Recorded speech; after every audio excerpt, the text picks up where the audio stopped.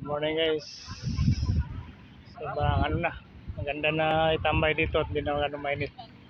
Parami yung mga tao.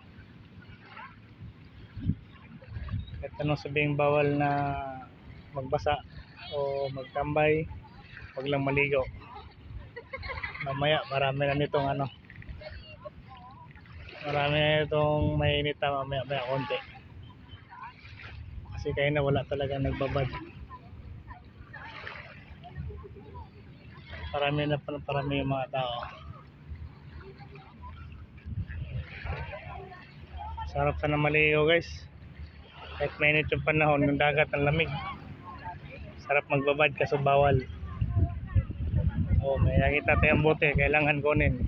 Ilagay sa gilid. Tanggal basura. Bawas pala basura. Okay guys, salamat. Please share and like and comments. Thank you.